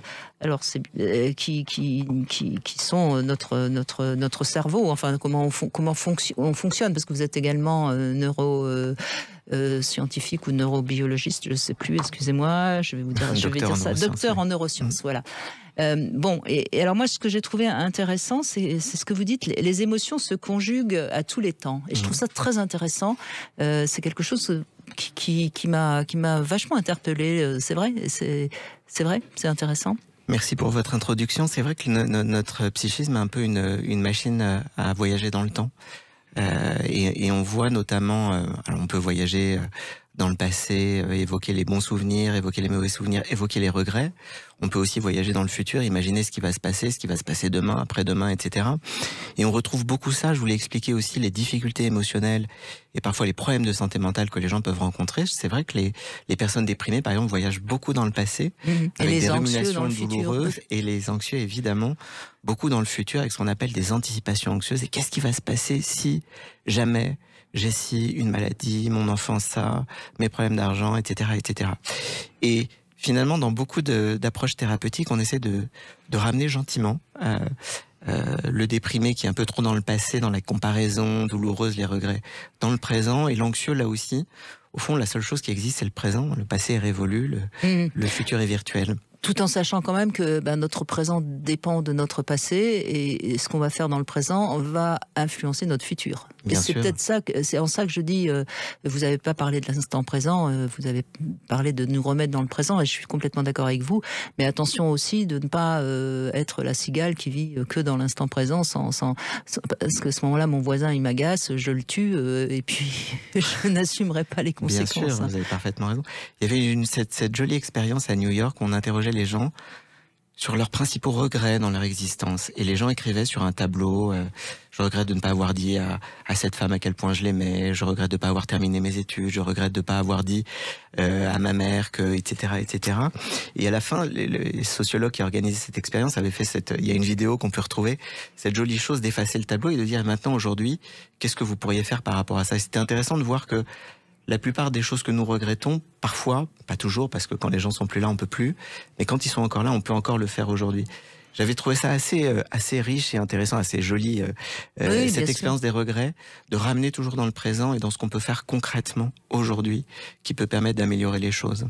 Et Bronnie Ware, l'infirmière australienne qui avait fait les 5 regrets des personnes en fin de vie, vous devez connaître ce livre aussi. Oui. Elle avait fait une étude auprès de gens en soins palliatifs, elle s'est rendu compte que 77% des gens, elle avait fait plusieurs pays, avec tous les mêmes 5 regrets. Et un des plus importants, celui-là je voudrais vous questionner, docteur, c'est avoir pris des décisions et fait des choix qui ont été orientés par des personnes extérieures à nous-mêmes. C'est quand même ça, c'est un des pires des 5 regrets, n'est-ce pas?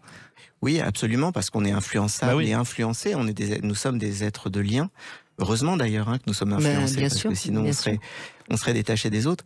Mais j'insiste, au fond, ce qui fait la difficulté du déprimé, nous avons tous des ruminations, des regrets, des choses comme ça, on peut tous y penser. La difficulté du déprimé, c'est revenir dans qu'est-ce que je peux faire aujourd'hui qui va me permettre d'avancer, qui va me permettre d'avoir une prise avec le concret, avec le réel, de pouvoir me raccrocher, de pouvoir recréer du lien. Et c'est peut-être sur ça que finalement on peut aider.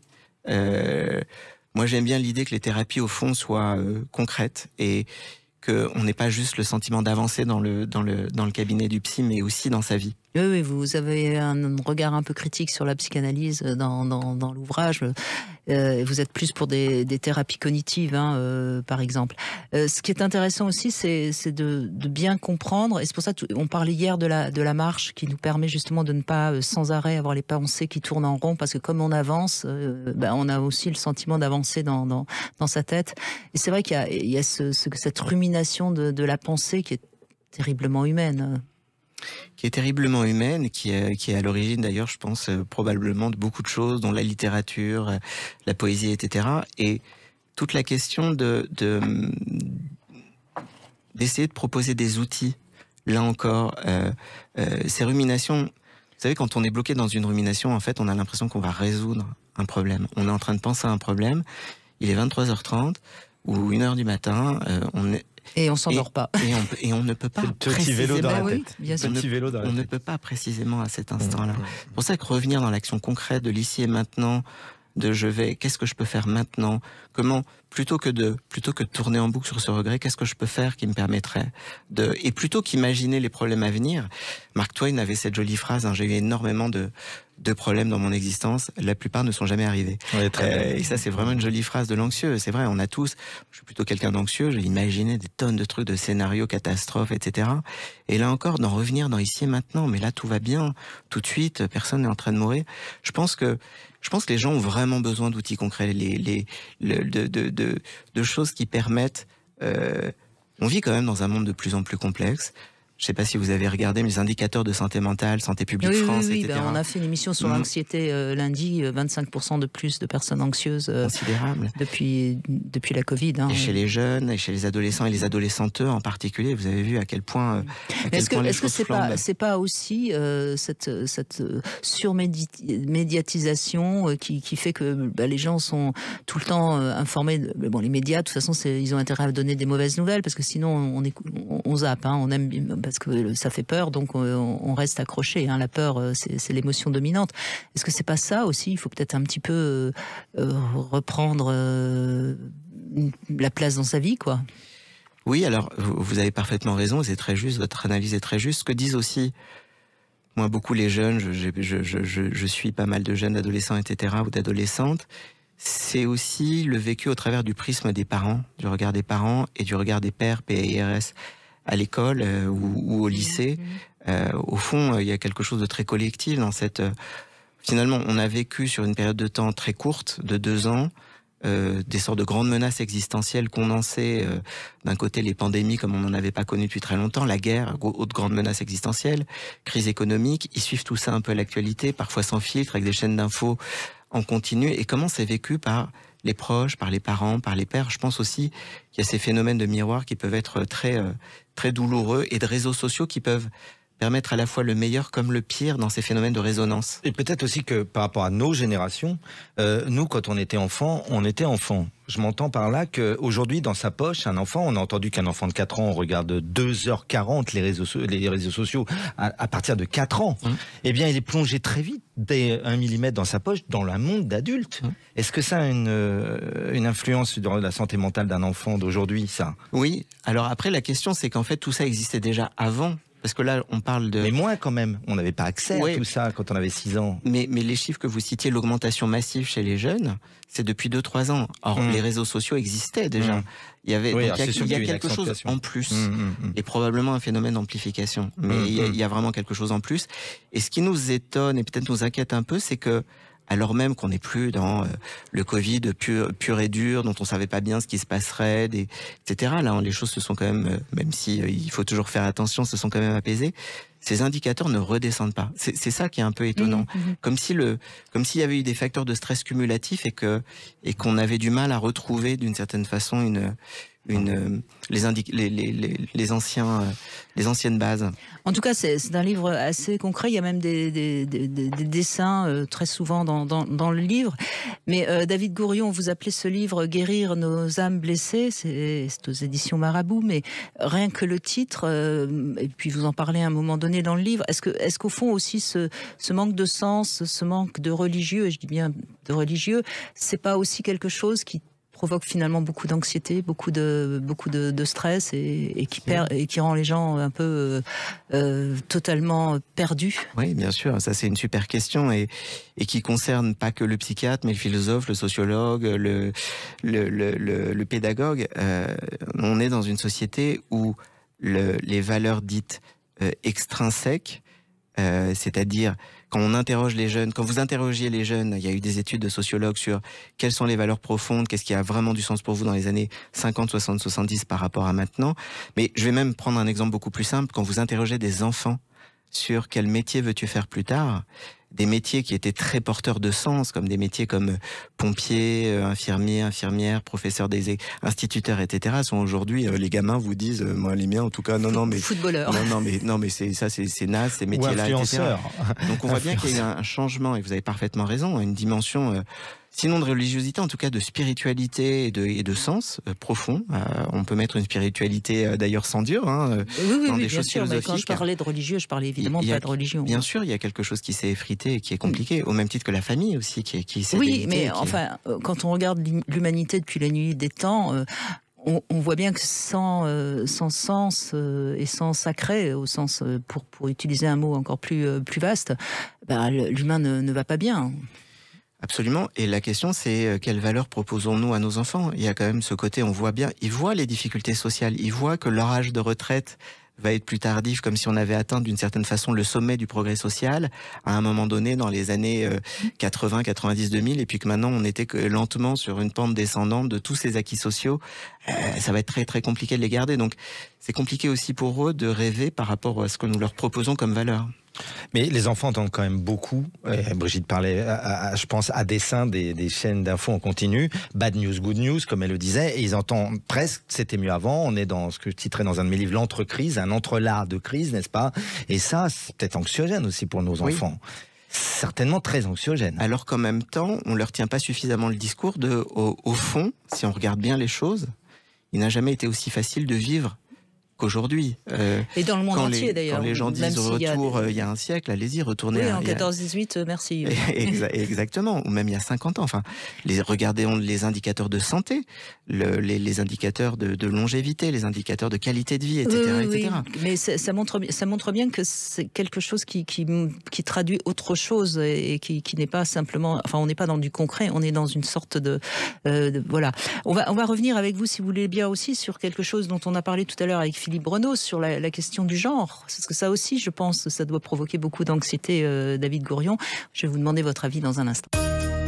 14h-16h, Brigitte Lahaie, Sud Radio. Christophe Médissier est avec nous. On vous apprend à vous aimer et peut-être aussi à guérir vos âmes blessées grâce à cet ouvrage, je l'ai dit, assez général et assez intéressant justement pour comprendre tout ce qu'on peut faire pour aller mieux. Ça s'appelle Guérir nos âmes blessées. Donc c'est aux éditions Marabout, la révolution des thérapies. Alors vous êtes à la fois psychiatre et docteur en neurosciences. Les neurosciences nous ont beaucoup fait avancer sur la compréhension du cerveau, de l'être humain. Et ce que je trouve toujours intéressant, moi, c'est que finalement, ça démontre tout ce qu'on sait depuis très longtemps. Mais au moins, maintenant, on en a la preuve. On sait que la méditation, tout ça, enfin, le marcher, etc. Alors, je vous ai posé une question. Est-ce que cette question de genre, qui prend beaucoup d'ampleur, est-ce que ça provoque pas aussi beaucoup de difficultés pour les ados? Ils vont pas bien, c'est peut-être parce qu'ils sont pas du bon sexe. Vous entendez ça aussi chez eux? Oui, alors clairement, il y a une souffrance de ce côté-là, et en particulier quand ces questions-là restent d'une certaine façon soit tabous, soit irrésolues, avec parfois, et on le sait, on a vraiment des études cliniques qui montrent à quel point ça peut être une source de souffrance, voire même de crise suicidaire chez ces jeunes-là.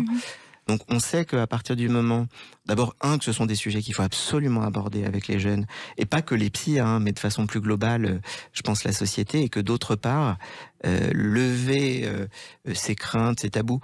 Moi, c'est très compliqué parce que parfois les parents, quand un adolescent ou une adolescente nous apporte ces problématiques-là, et qu'on rencontre ensuite les parents qui ne sont pas toujours au courant, ou qui parfois n'acceptent pas tout simplement que ce questionnement-là puisse se poser, on est parfois soumis à des situations vraiment dramatiques et compliquées, pris un peu en étau parfois aussi, comme si les parents nous reprochaient d'avoir ouvert une sorte de boîte de Pandore, mais nous on n'a rien ouvert, on a juste discuté avec la personne que nous avons en face de nous, et non, ça c'est un vrai sujet, un vaste sujet, et de société et de médecine. Et à votre avis, David Gourion, c'est dû à quoi? C'est dû au fait parce qu'on commence à en parler, donc ça, comme l'homosexualité, à un moment donné, on en a parlé, c'était moins tabou, et il y a des personnes qui ont plus facilement oser affirmer leur homosexualité. Est-ce que c'est dû à ça ou est-ce que c'est un mal-être qui est grandissant et que puisqu'on n'est pas bien, c'est peut-être qu'on n'est pas du bon sexe et c'est une bonne manière de trouver la raison pour laquelle on va pas bien? Moi, je pense que c'est surtout parce qu'on en parle plus et qu'on ose plus en parler et que les adolescents osent plus en parler. Je pense que ces problématiques-là ont toujours existé, ces souffrances-là cachées, tabous ont toujours existé et simplement aujourd'hui, peut-être que d'une certaine façon, on peut l'aborder. Pour autant, on n'a pas résolu la question de la souffrance en arrière-plan, la question du jugement moral, du jugement social. On parle beaucoup d'inclusion de la diversité, etc. On n'y est pas encore en réalité. Mais ce qui est intéressant, c'est maintenant il y a un passage à l'acte beaucoup plus fréquent. C'est exponentiel depuis quelques années. C'est incroyable. Je ne sais pas quelles sont les statistiques, mais c'est énorme. Oui. Alors il y a une augmentation et il y a aussi un vrai sujet qui est de ne pas aller trop vite. Bah oui. Parce qu'on sait que ces problématiques-là. Après, c'est un peu irréversible. Il est arrivé que des adolescents ou des adolescentes me disent mais je suis persuadé que, et qu'on se rende compte en fait au fur et à mesure du temps que pris dans la spirale d'un discours associatif ou un petit peu etc. Ou d'influence de c'est absolument important que tu revendiques ça, il y a quelque chose d'une sorte d'identification et qu'ensuite en réalité ce soit compliqué et que quand la question se pose de mais est-ce que tu es sûr à 100% ou à 95% ou à 90% ou à 70%, 6 mois après ou un an après là, ce soit 70% et je sais pas bien. Et je crois qu'il faut accepter aussi qu'il puisse y avoir vraiment une temporalité exactement de prise de réflexion sur tout ça. Alors je l'ai dit, donc dans la première partie du livre, vous expliquez comment fonctionne notre cerveau, hein, et puis dans la deuxième partie, vous évoquez tout ce qu'on peut faire pour justement aller mieux, hein, que ce soit parce qu'on est anxieux, dépressif, etc. Moi, j'ai beaucoup aimé aussi votre petit dessin qui montre le cycle corps-esprit. Bon, moi je travaille beaucoup sur ça parce que je pense que ça va dans les deux sens, c'est-à-dire que notre corps nous indique des choses de notre esprit et puis notre esprit peut aussi nous aider à avancer dans notre corps, j'imagine. Et c'est très intéressant hein, de ce petit dessin. Vous voulez nous en dire plus ? Oui, alors on pourrait même aller plus loin et paraphraser Spinoza. Le corps et l'esprit, c'est la même chose. Notre esprit n'existe pas sans notre corps. Et sans esprit, notre corps peut avoir du mal à réaliser un certain nombre de choses. Ce schéma que Museau, hein, qui est un formidable dessinateur, a eu la gentillesse de réaliser pour l'ouvrage, cherchait à illustrer notamment ce qui se passe chez les personnes qui souffrent de ce qu'on appelle les psychotraumas, vous savez, les états de stress post-traumatique, où en fait c'est très incarné la symptomatologie, hein, ça se passe beaucoup dans le corps. Alors globalement, bien sûr. La plupart d'ailleurs des problèmes de santé mentale sont aussi très incarnés. L'anxieux, le langage courant reprend, j'avais une boule dans la gorge, ou j'ai la poitrine oppressée, etc. Tout ça est évidemment très incarné. Beaucoup d'études et beaucoup d'aspects des neurosciences ont montré à quel point nos émotions sont incarnées. Et là, l'idée, c'était de montrer que ce qui provient du corps va aussi influencer le ressenti corporel. Quand, par exemple, si j'ai vécu un état de stress post-traumatique parce que j'ai vécu des agressions quand j'étais enfant et que je suis soumis à une situation qui vient réactiver ces souvenirs traumatiques qui me rappellent, je vais sentir dans mon corps, je vais avoir des flashs, je vais avoir des cauchemars, etc. Et je vais sentir dans mon corps des sensations physiques désagréables. Et ces sensations physiques désagréables vont activer encore plus mon sentiment d'alarme et de danger et de menace diffuse. Donc je vais libérer encore plus d'hormones du stress qui vont encore plus activer des phénomènes physiologiques de tachycardie. Donc je voulais vraiment montrer que ce cycle, enfin illustrer, c'est Museau qui l'a fait d'ailleurs en l'occurrence, c'est pas moi. Moi je suis très mal dessiné. Illustrer, je lui ai demandé d'illustrer un peu ce cycle et montrer à quel point tout ça est très interconnecté. Alors, vous passez en revue toutes les thérapies. Finalement, aujourd'hui, il y a une quantité importante hein, de différentes thérapies. Il ne faut pas hésiter, j'imagine, si celle qu'on fait ne convient pas, en changer, quoi. Oui, le propos du livre, c'était pas de faire un catalogue de toutes les thérapies, parce qu'il y en a plusieurs centaines. C'était de dire quelles sont celles qui marchent, c'est-à-dire sur lesquelles avons-nous un bon niveau de données scientifiques. Parce que vous savez, il y a beaucoup d'études de recherche pour permettre de voir. Et surtout de dire quelles sont les bonnes pour la bonne personne au bon moment. et de dire en fait une médecine personnalisée comme on le fait dans d'autres disciplines. Eh bien, on peut faire une approche psychologique personnalisée. Peut-être que à ce moment-là de votre vie, vous avez besoin de telle approche, et peut-être qu'à un autre moment, moi je suis pas on parlait de la psychanalyse tout à l'heure, je pense que ça peut être utile à certains moments de vie pour certaines personnes.